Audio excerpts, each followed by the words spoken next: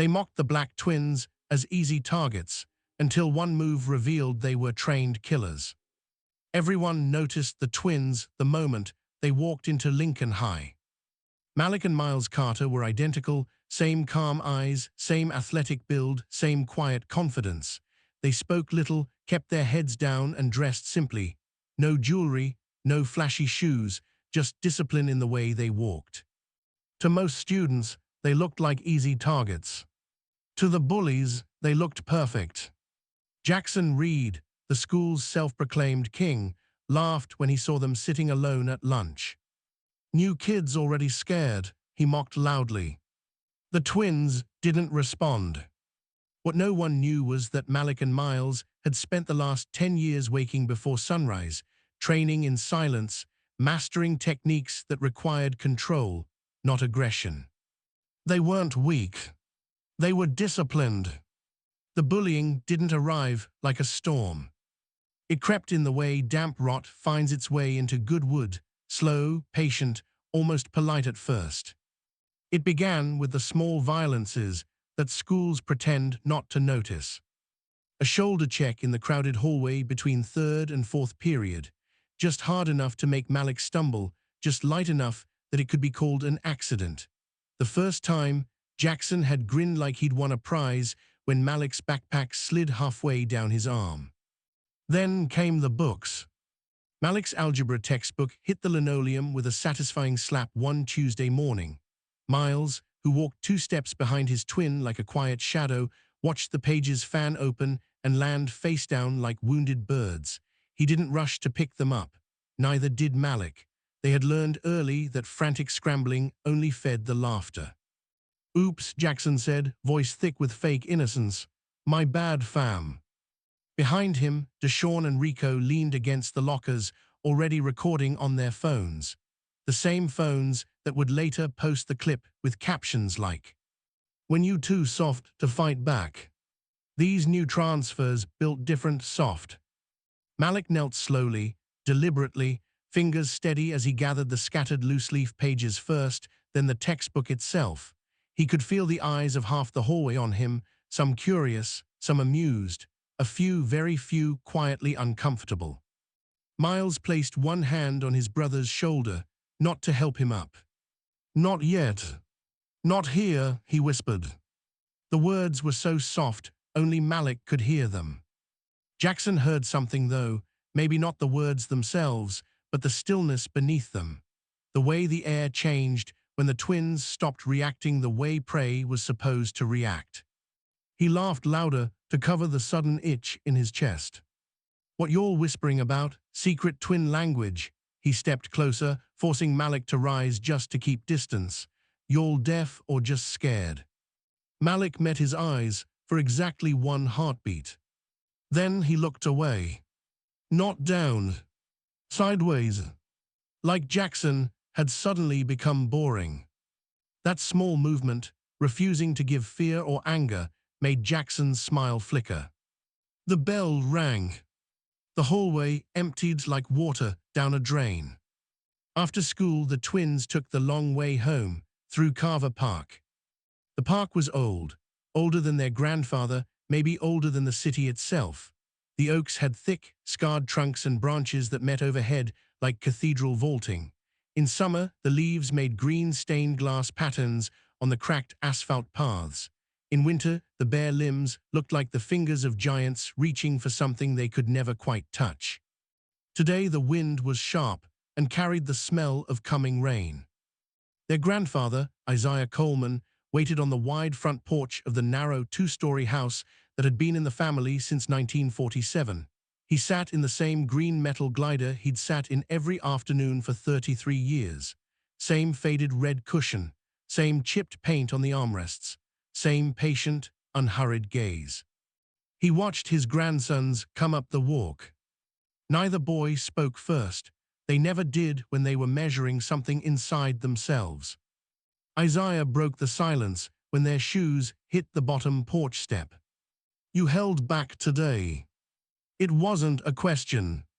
"Yes, sir," Malik answered. Isaiah nodded once, slow, satisfied. "Good." He leaned forward, elbows on his knees, hands clasped. The knuckles were large and scarred, maps of decades of labor and older fights. A warrior chooses the time, not the other way around. You let them think they're winning the first few rounds. That's strategy, not weakness. Miles shifted his weight. They're recording us now, posting it.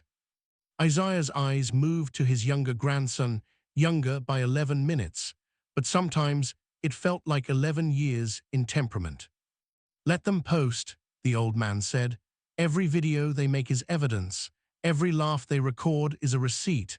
One day they'll wish they had never given you that much footage. Malik finally spoke again, voice low. Jackson keeps looking at me like he's waiting for me to break.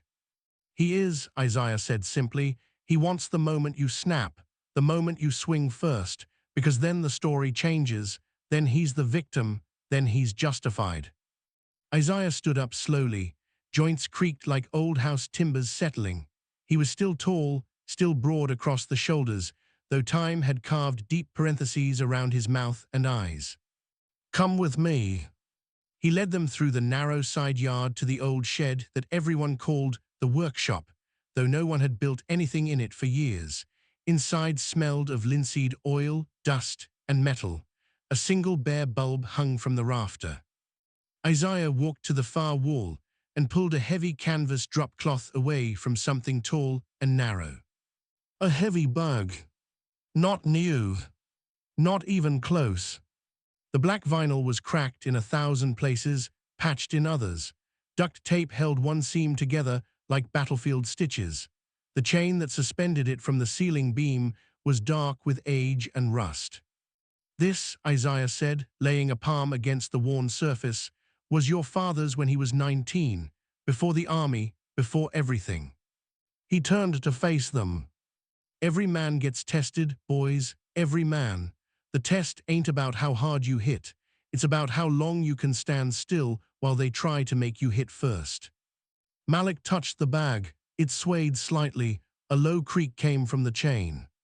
How do you know when the time is right? He asked. Isaiah smiled. It wasn't a gentle smile. It was the smile of a man who had once answered that same question with blood on his knuckles. When the fear in their eyes changes, he said, when they stop laughing because it's funny and start laughing because they're nervous, that's when you move. Miles spoke for the first time since they'd entered the shed. His voice was quiet but clear. And if we don't want to wait that long? Isaiah looked at him a long moment. Then you better be ready to carry the consequences, all of them. The suspension, the police report, the mark on your permanent record, the look on your mama's face when she gets that phone call. You ready to carry all that just so you don't have to feel small for one more afternoon? Miles didn't answer immediately. Finally he said, not yet. Isaiah nodded, good. He reached up and tapped the heavy bag twice. It rocked gently, like a pendulum counting something only the three of them could hear. Start tomorrow, he said. 5 rounds, 3 minutes each. No music, no phone, just breath and movement. You'll learn more about yourselves in 3 minutes of silence than you will in 3 months of fighting. Malik looked at his brother. Miles looked back. They didn't need words. Outside, the first drops of rain began tapping on the tin roof of the shed, soft at first, then harder, then steady, like someone drumming fingers on a coffin lid. Jackson and his crew would be walking home too, probably still laughing, still posting, still thinking they were winning. They didn't know the clock had already started. They didn't know the twins were learning how to count the seconds. And they definitely didn't know that sometimes the most dangerous thing a predator can face is prey that has decided to wait. Friday afternoons always carried a different smell in the school gym locker room. Sweat that had gone sour, cheap body spray fighting a losing battle, wet towels left too long on benches, and underneath it all the faint metallic bite of old lockers that had never quite dried out since the building was built in 1972. The final bell had rung 20 minutes earlier. Most boys were already gone, rushing toward weekend freedom.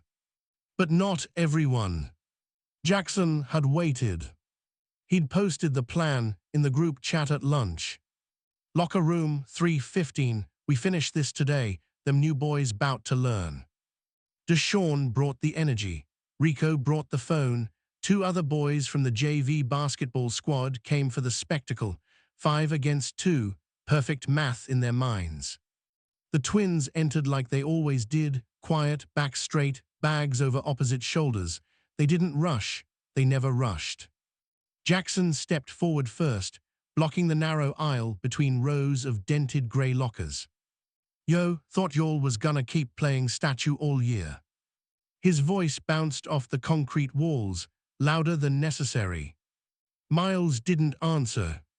Malik didn't even look at him yet. Deshaun moved behind them, cutting off the door.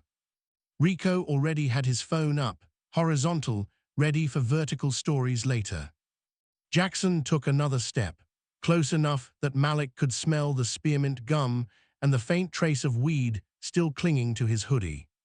You know what, Jackson said, voice dropping lower. I'm tired of the silent treatment, tired of y'all acting like we invisible. He shoved Miles hard. Miles's back hit the locker with a deep metallic clang that echoed like a gunshot in the suddenly quiet room. Every head turned. For 3 heartbeats, no one breathed.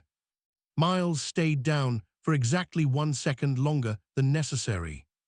Then he rose, slow, deliberate, the way a panther decides it's done pretending to sleep.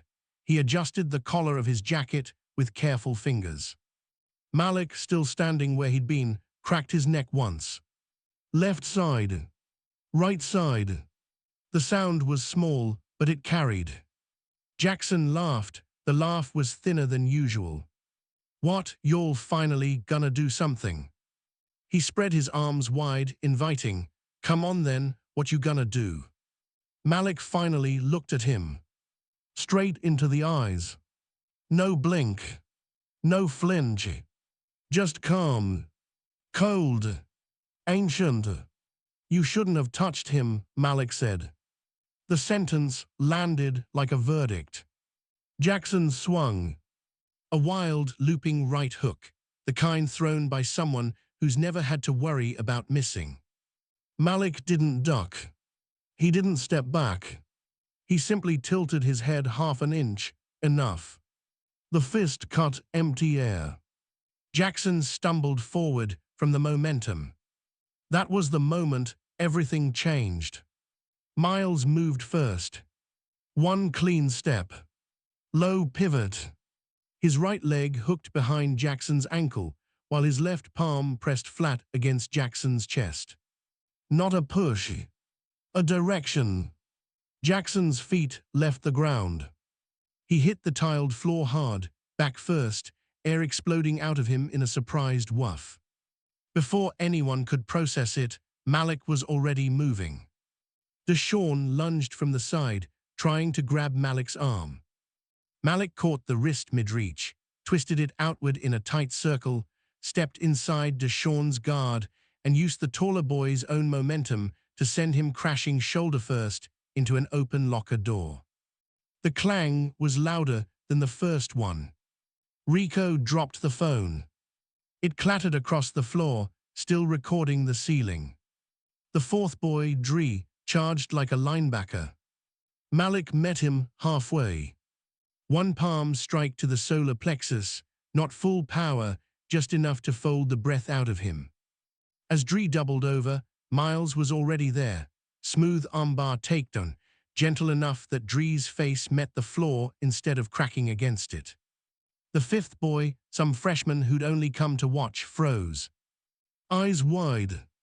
Mouth open. He didn't move forward. He didn't run. He just stood there, suddenly realizing he was very small in a room that had become very large. Silence returned, heavier than before. Jackson rolled onto his side, coughing, trying to drag air back into lungs that didn't want to cooperate. He looked up at the twins. They weren't breathing hard. They weren't sweating. They weren't even angry. Malik stepped over Jackson without looking down. Miles retrieved Rico's phone from the floor, pressed stop on the recording, and dropped it gently beside its owner. Rico stared at it like it might bite him. Malik spoke once more, voice so quiet it almost didn't carry. "We're going to walk out of here now. You're going to stay down until we're gone. If any of you get up before that door closes, we'll have to come back and finish the conversation." No one moved. The twins walked between the rows of lockers like nothing had happened.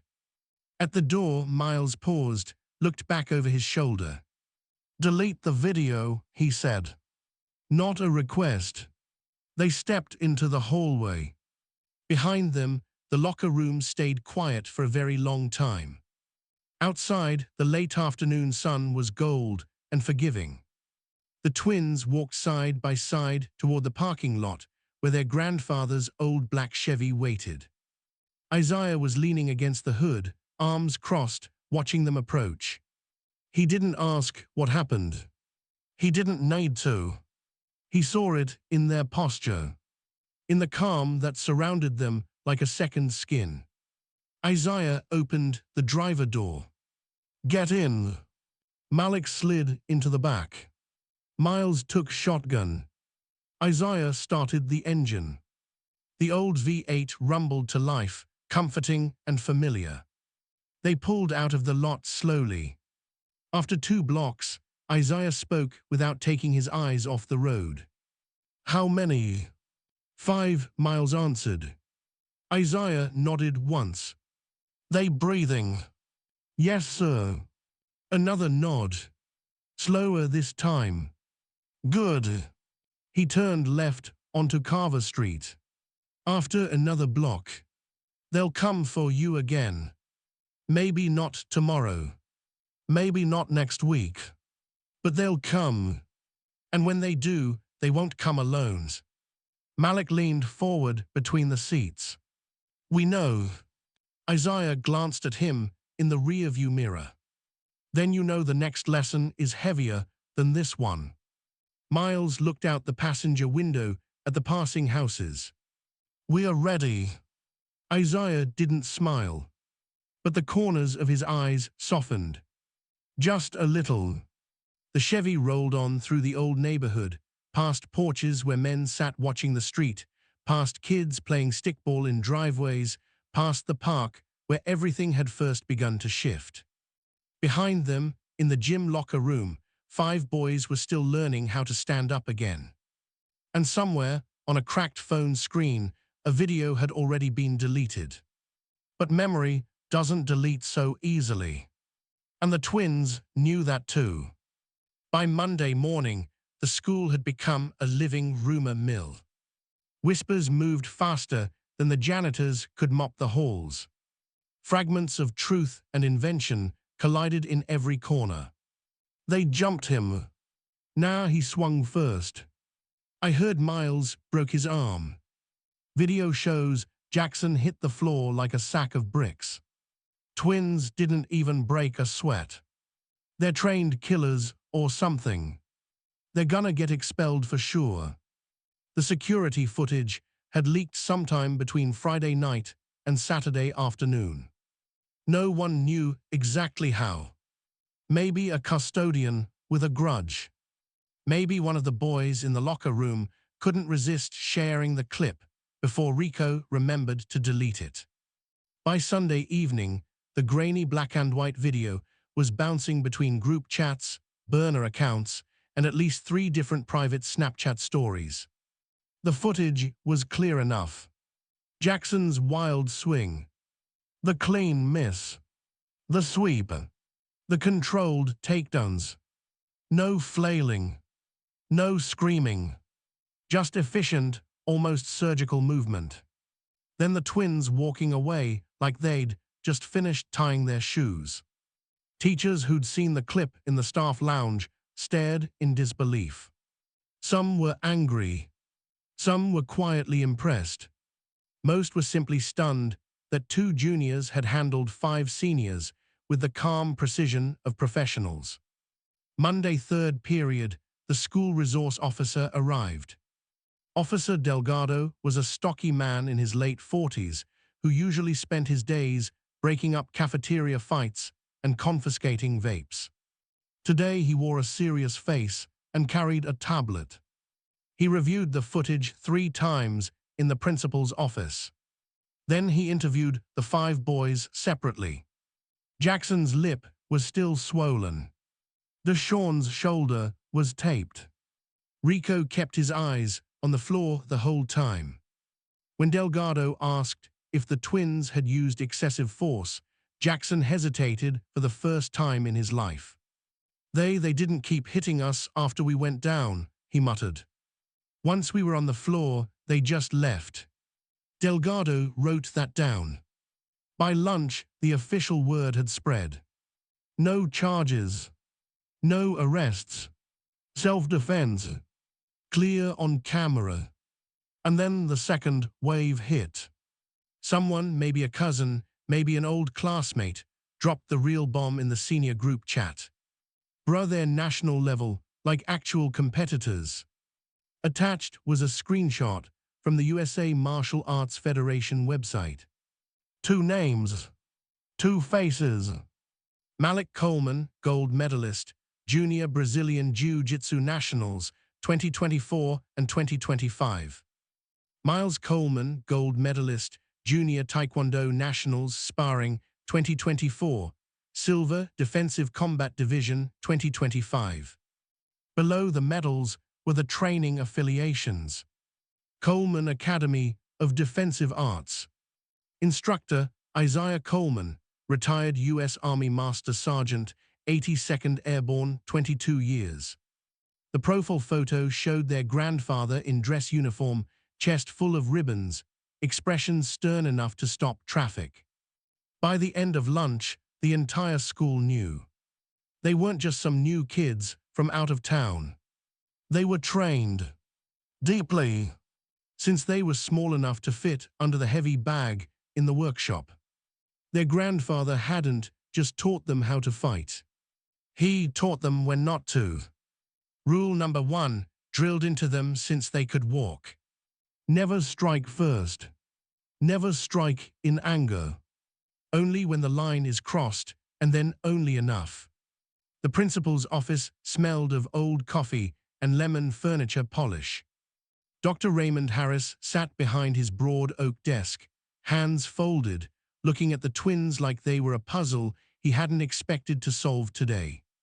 Malik and Miles sat in the 2 visitor chairs. Back straight, hands resting lightly on their thighs. No fidgeting. Dr. Harris cleared his throat. I've reviewed the footage. I've spoken with Officer Delgado. I've spoken with the parents of the other students. He paused. You could have seriously hurt someone. You understand that, don't you? Miles answered first. Voice even. No defensiveness. Yes, sir. We understand. He met the principal's eyes.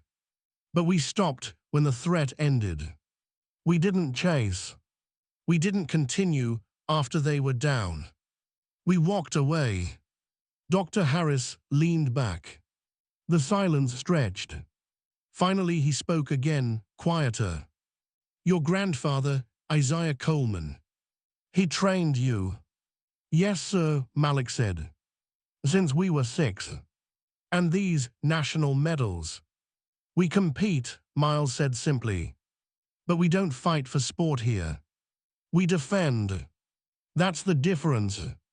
Dr. Harris rubbed his temples. He was a man who preferred clear rules, clear consequences. This situation refused to fit neatly into either box. I could suspend you both. Zero tolerance policy. Fighting on campus. Malik spoke for the first time. Calm. Measured. You could, sir. But the footage shows who started it. Who cornered us. Who threw the first punch. We have the right to defend ourselves. The law says so. The school handbook says so. And the video says so. Harris looked from one twin to the other. Then he exhaled. Long. Tired. You're not suspended. He let that sit for a moment. But Jackson and the others. They will be. 3 days for Jackson. 2 days for the rest. And mandatory conflict resolution sessions when they return. Their parents have already been informed. He stood up, signaling the meeting was over. One last thing, he added as the twins rose. They paused. Stay out of trouble, Harris said. Not because you can't handle it. Because you can. And the next time, someone might not walk away. Malik nodded once. Miles gave the smallest dip of his chin. They left the office. In the hallway, the stares followed them like spotlights. Some hostile, some curious. A few, very few, held something close to respect. They didn't acknowledge any of it. After school, they walked to the old Chevy. Isaiah was already there, engine idling. He didn't ask about the meeting. He didn't need to. As they pulled away from the curb, he spoke. They know who you are now. Yes, sir, Malik said from the back. Isaiah's eyes stayed on the road. Good. Let them know. Let them understand there's a difference between predators and protectors. Miles looked out at the passing streets. And if they still come. Isaiah's voice was quiet steel. Then you remind them. The Chevy turned onto Carver Street. Behind them, the school grew smaller in the rearview mirror. But the story, the real story, was only beginning to spread. And this time, the twins weren't hiding anymore. After the locker room, the atmosphere in the school shifted like a season changing overnight. No one announced it. There was no meeting, no memo, no dramatic speech over the intercom. But the shift was real, measurable, the way barometric pressure drops before a storm breaks the other way. The hallway shoulder checks stopped. Books stayed in hands. Phone cameras stayed in pockets when the twins walked by. Even the casual, what's good greetings carried a new weight, careful, almost courteous. It wasn't fear that cleared the path for Malik and Miles. Fear would have produced whispers behind their backs, sideways glances, fake laughter when they entered a room. What they received instead was something rarer, something harder to manufacture. Respect. It showed in small, quiet ways. A senior on the football team who used to sit at the table next to theirs began nodding when they passed. Not the exaggerated, sup, nod of someone trying to look cool. A simple, single downward tilt of the head. Acknowledgement between men who understood something about strength. The girls who once rolled their eyes at the weird, quiet twins now watched them with open curiosity, less like prey, more like something worth studying. Even the teachers changed. Mrs. Alvarez, the AP English teacher who had once given them the side-eye for their stillness, started calling on them first when no one else raised a hand. She never said why. She didn't have to.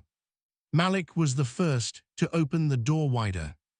2 weeks after the incident, he taped a simple sign to the bulletin board outside the auxiliary gym. Free self-defense workshop. After school 3:45-5:00. Mondays and Thursdays. All levels welcome. No experience needed. He didn't ask permission. He didn't need to. Word had already reached Coach Reynolds, who'd seen the security footage and quietly told the principal. Let them, the gyms, empty that hour anyway. The first session had 8 kids. Nervous freshmen, mostly. 2 sophomores who'd been shoved around since middle school. 1 girl who kept her hoodie pulled low over her eyes. Malik didn't lecture. He started with stance. Feet shoulder width. Weight balanced. Knees soft. Hands up, relaxed. Most fights, he said, walking between them, are won or lost before the first punch. It's in how you stand when they come at you. He showed them how to make distance, how to create angles, how to slip a grab without looking like you were running. He never raised his voice, never demonstrated a flashy kick or spinning elbow. Everything was simple, practical, control. By the fourth session, the group had grown to 23. Some came because they were tired of being small. Some came because they wanted to protect someone smaller. A few came because they'd seen the video and wanted to understand what kind of training could make 5 bigger boys hit the floor without the twins ever throwing a real punch. Miles worked differently. He didn't teach technique. He mentored. Every Tuesday and Friday during lunch, he sat at the far end of the cafeteria with whoever needed to talk. No sign-up sheet. No announcement. Just a spot that became known as the quiet table. A 7th grader named Amir came first. Bruises on his upper arms from playful older cousins. Miles listened for 20 minutes without interrupting. Then he asked one question. What would you like to feel when they come at you next time? Amir thought for a long time. Safe, he finally whispered. Miles nodded. Then that's what we build. He didn't promise Amir would become unbeatable. He promised something better. That Amir would learn to carry himself in such a way that the world had to think twice before testing him. Word spread slowly, the way good things do in a place used to bad news. Jackson didn't come near them. Not once. He took different routes through the hallways. Sat on the opposite side of every shared class. When forced to pass them in the corridor, he dropped his eyes to the floor and kept walking fast. Some people called it cowardice. Malik and Miles never did. They understood. Jackson had tested the water and discovered it was deeper than he thought. Now he was learning how to live with the knowledge that some depths you don't play in twice. One humid Thursday afternoon, late March, a freshman named Kayla stopped Malik after the self-defense session. She was small, glasses slightly crooked, voice barely above a whisper. Why didn't you fight back sooner? She asked. I mean, they were messing with you for weeks. Pushing. Taking your stuff. Why wait so long? The gym had mostly emptied. Only a few mats still down, the smell of rubber and sweat hanging in the air. Malik crouched so he was eye level with her. His voice was soft, almost gentle. Power isn't proving you're strong, he said. It's knowing you don't have to. Kayla blinked. The words settled slowly. You could have ended it day one, she said. I could have, Malik agreed. But then I'd be the same as them. Just bigger. Just faster. The goal isn't to become the new bully. The goal is to make sure no one has to be a victim anymore. Including them. He stood up, offered her a fist bump. Kayla hesitated, then tapped her knuckles against his. She walked away lighter. Malik watched her go, then turned to Miles, who'd been folding mats in the corner. Miles gave the smallest smile. The one only his brother ever saw. They didn't speak about it. They didn't need to. The twins walked out of the auxiliary gym into the golden end-of-day light. The parking lot was almost empty. Isaiah's Chevy waited in the same spot it always did, engine off, windows down. As they approached, their grandfather watched them from the driver's seat. He didn't ask how the session went. He could see it in their posture, in the calm that surrounded them like quiet armor. Isaiah started the engine when they climbed in. The old V8 rumbled to life. They drove in silence for 3 blocks. Then Isaiah spoke, eyes on the road. You're doing good work. Malik looked out the window at the passing houses. We are just teaching what you taught us. Isaiah's mouth twitched, almost a smile. Teaching is one thing. Living it is another. Miles leaned his head against the window glass. We are still learning that part. Isaiah nodded once. Slow. Satisfied. The Chevy turned onto Carver Street. Behind them, the school faded into the afternoon haze. In front of them stretched something new, not victory in the way most people understood it, but something deeper. They were no longer the new kids. No longer the quiet transfers. No longer prey. They were something the school hadn't seen in a long time. Warriors. Not the kind who sought battle. Not the kind who needed to prove anything. The kind who stood still when the storm came and let the storm discover it was the one that needed to move. And in that stillness, they had become untouchable. Not through fear, but through something far more powerful. Respect earned the hard way.